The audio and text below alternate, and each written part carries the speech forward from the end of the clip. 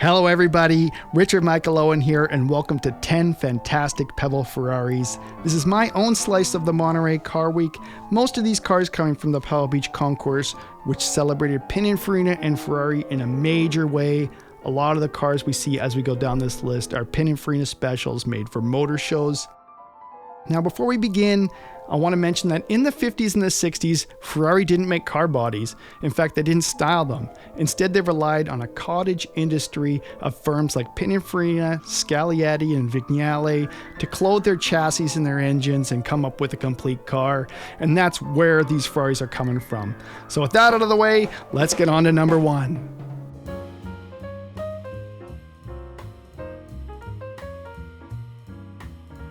So let's start off with something pretty special. Here we have a fully restored Ferrari 250 GTO chassis 5573 GT. Now this is the penultimate GTO of just 36 cars and one of the 3 original 64 production cars with bodywork, also known as Series 2. This car has a great racing history. It was campaigned by Scuderia Ferrari in 1964 and raced by all of Ferrari's Formula One drivers at the time. So pretty impressive car with lots of great history. It raced the 24 Hours of Le Mans. That's where it got that unique hood scoop. And then Luigi Cinetti's Nart banner took it on for the second half of the year. Now, I'd never seen this car before. It was always tucked away in Pierre Bardinon's Ferrari Museum in France up until about 2014, when it changed hands to its current custodian, Aaron Zhu, and he bought it for a rumored 48 million euros. Yeah, that's a lot of money. So at Pebble Beach, it was the product of a complete, thorough, fresh restoration by Parker Newton Restorations. That's Chris Parker. And he worked with Patrick Otis of Otis & Company to really do an exacting and complete restoration.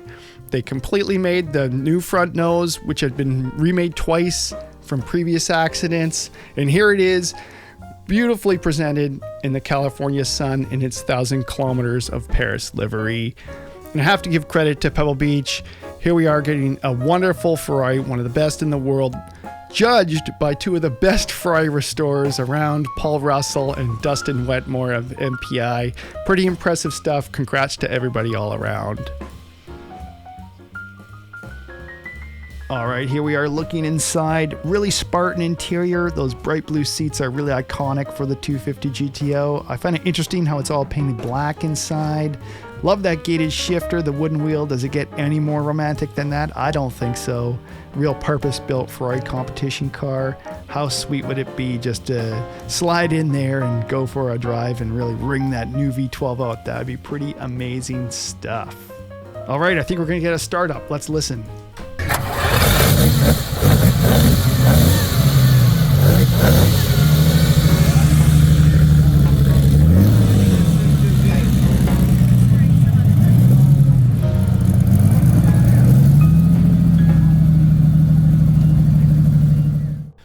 Next up, we have 393 GT, a Pininfarina prototype made for the 1955 Paris Motor Show. But it was also made for its first owner, Andrew Dubonnet, who was a pretty famous guy in his own right. He was a French World War I flying ace. He invented the Dubonnet rear suspension system and also raced Bugattis in period. So all the steps were taken to make this a pretty unique build, and it has many unique details that forecasted Ferrari Berlinettas in years afterward. One of those is the 14 louvers on the sail panel. That really did away with the wraparound windscreen and gave this car a real fastback design. Other racing features included an all-aluminum body, an outside filler cap. It had no trunk lid, and instead a big spare wheel and a partial shelf in the rear. So those are race car features, but it also is a unique hybrid because it has show car features, road going features, such as a big thick front grille surround with integrated fog lights, a nice bumper which kind of nestles underneath it, beautiful sculpted air vents behind the rear wheels, and kicked up fenders with small fins in the rear, which is kind of unique. See, I just love the synthesis of these race features, road going features, show car features, this one of Pininfarina car. It really has my heart. And according to the build documents, it has 3 36 DCZ3 Webers producing 214 horsepower at 6,500 RPM. And the thing must weigh about 1,200 kilograms, 2,600 pounds. So pretty impressive stuff.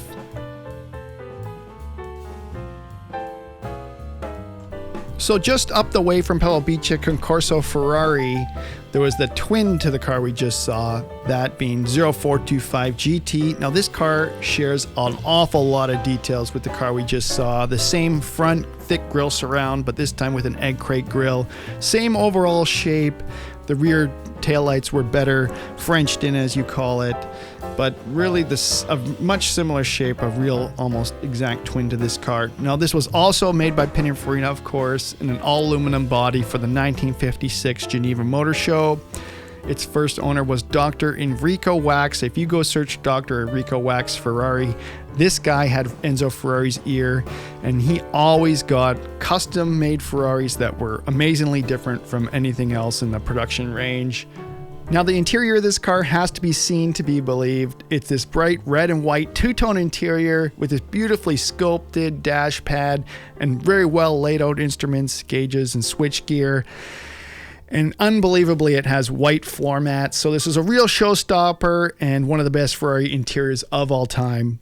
Now at Concorso Ferrari, it really presented well because the car had been restored completely about 10 years ago by Mark Allen of Rare Drive. And he did a whole lot of work. If you search on the internet, you can see he had to remake the front grille and the bumpers, and the result is truly spectacular.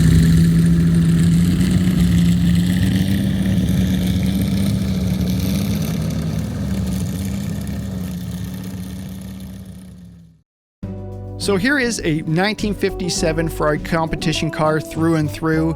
It's actually called the Ferrari 250 GT Tour de France because these cars won that event more than any other model type. And what's interesting about this car is it really takes the design details from the Pininfarina prototypes that were translated by Scaglietti into the competition cars. Now what's interesting about this car is it carries two chassis numbers, and that was to really avoid import tax. So this was born as 0805 GT, but it was rebadged into 0619 GT, which makes for a pretty complicated Ferrari history when it comes down to tracking down where these cars raced and where they were seen. So at Pebble Beach, this car was completely restored by GPS Classic, and it really needed it because previously this car had suffered from numerous crashes and it had a really ugly front nose that was finally repaired for Pebble Beach. And here it was in its 1957 Tour de France livery, looking absolutely splendid on the field.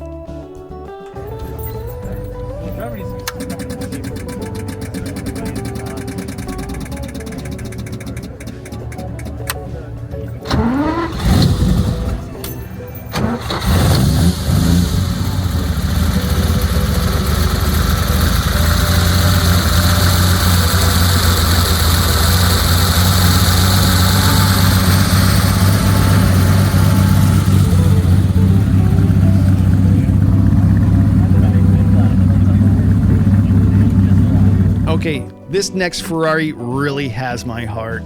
It's one of the first Ferrari 275 GTBs, chassis number 06437. What makes this car special is it was Battista Farina's personal car.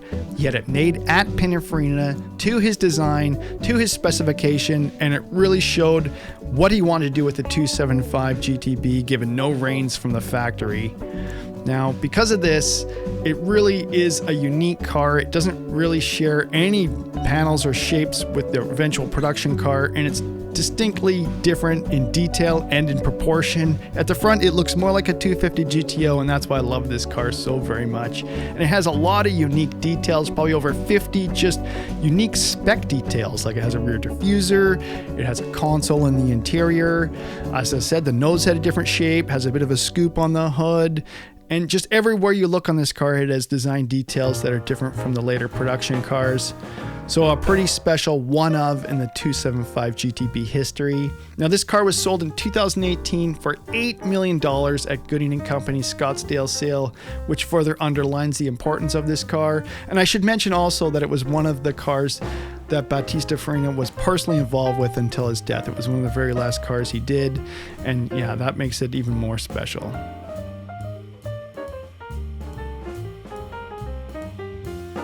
So next up we have Superfast 1. It's a really important prototype made by Pininfarina in 1956, and they were really going out on a limb with this one, including jet-aged tail fins on the rear fenders, something that wasn't seen on any other Ferrari previously. And this really was an homage to Harley Earl and what he was doing with Cadillac, leading up to the huge big tail fins on the Cadillacs in the later 1950s. And I think when you look at this design and the way that the tail fins are integrated into the fenders, I just really like the way that Pininfarina integrated them. I think it was a real successful design, even though it wasn't adopted to the later production cars. So this car was presented at Pebble Beach from the Rob Lee collection, and that is a very special Ferrari collection that was developed by Rob Lee over decades, knowing Enzo Ferrari personally, and he actually ended up with the other two Buono-bodied Ferraris that have the exact same fender treatment on the rear. And so all these cars that have fins on the back, these American fins on the back, are still in one collection, which I think is pretty special. Just looking over the details, we can see that vent on the fender, the hood scoop. Everything about this car is custom built. We have the scoop inside the headlights chromed. We have 4 bumper guards with unique treatment there. I see some sort of blinker element built into the guard. I think that's unique to just this car only. And of course that big chrome strip that actually runs down the whole belt line of the car with that light blue. And the oversized Ferrari badge. Really unique details on this big Ferrari 10 Superfast. Look at this. Next up, we have one of the most important Ferraris in Ferrari history. It's the Posti, the Tri-Posti, well known for its 3-seat configuration, which has inspired cars like the McLaren F1 and McLaren Speedtail. Now, 2 of these cars were ordered by Fiat boss Gianni Agnelli, and what's really remarkable about this car is it's a road-going version of the Ferrari 365P race car. Now, the 365P race car was no joke. It was a 4.4-liter mid-engine V12 race car turned into a modern road-going supercar. I don't think it gets much better than this. Okay, here we get a look inside. You can see that central seating position, the front driver's seats well forward to the 2 passenger seats on either side. Love that dashboard layout, the way the gauges are designed, that big wooden wheel in the middle of the car. Here we go, a good look at that 4.4-liter V12 engine, 380 horsepower. This is straight from the competition department, so it's a pretty miraculous car to see in road-going form. You can see that curved windscreen in the top there, the vintage Dunlop racing tire. Now, this car has a very interesting history. It was newly bought by Luigi Chinetti Jr., and he kept it its whole life until 2014. And at that time, it was offered by Gooding & Company with a high bid of $22.5 million US. So yeah, that's a huge amount for this car, but I'm not surprised given the provenance, given the originality, and the fact that there's only 1 of 2 of these in the world. All right, here we're going to have a good look at a competition Ferrari California Spider, one of only a handful in the world. And its first Italian owner bought this car to go hill climb racing. So it was featured with velocity stacks, a cold air box, high lift cams, a ribbed gearbox, a big tank, and best of all, an external fuel filler to go racing. Now, this car was sold at Gooding & Company's Pebble Beach auction. It realized $10,840,000 US. And it was really neat to see fully restored in its tricolore livery, the Italian flag running all the way down the car. Now we're moving on to the dawn of Ferrari motorsports and this big Ferrari 340 America, serial number 0116A. Now, what's really special about this car is it was Ferrari's best attempt at a 1951 contender, and it had a big 4.1-liter V12 engine under the hood that was a real contender for overall victories, and that's exactly what Pierre-Louis Dreyfus intended when he ordered the car for the 1951 running of the 24 Hours of Le Mans. Unfortunately, the car was delivered only days before the race when it was promised months in advance. So this car really didn't have a lot of preparation. Here we can see the current owner showing how the car looked at Le Mans and how it looks now on the field. Lots of little details like those headlight covers. So here we can see it getting judged. Now this car was purchased by the Kogan family. That's who you can see presenting the car here for £7 million at RM Sotheby's Monaco sale just a few years ago. And now it's been subsequently prepared by Maranello Classic in Italy back to its exacting 1951 Le Mans configuration. Here we see that big 4.1 liter V12 engine that's a lot larger than the 3 liter engines they were running just the year before. Looking absolutely spectacular. The upholstery's looking spectacular. I just love everything about this. Those little ducks, I don't even know where those go, but they look really nice. Really purpose-built, touring-bodied Ferrari. I don't think it gets much better than this. What do you guys think? All right, now we've reached our final Ferrari 1737 GT. This is a Ferrari Cabriolet, what they call a Speciale, because it has unique appointments all the way around. It's an aluminum-bodied Ferrari that was custom coach built for the 1960 Geneva Motor Show. And one touch I really love about this car is that hardtop with the built-in sunroof. There are very few Ferrari 250 hardtops with a sunroof. That might be, I think, one of 2 in the world, but don't quote me on it. Here we see a really interesting Ferrari lettering script there. Not a font I usually see on the back of Ferraris, and the taillight treatment as well is unique. Here we can see the Pininfarina badge with a crown on it for special Ferraris. The vent, which is special to this car. I love seeing the Dunlop road speed tires on this. Yes, it has covered headlights with chrome surrounds, a hood scoop. It has little holes in the front for the brake ducts, fog lights. This car has it all. And that's why it made the list of one of the most incredible Ferraris of Monterey this year.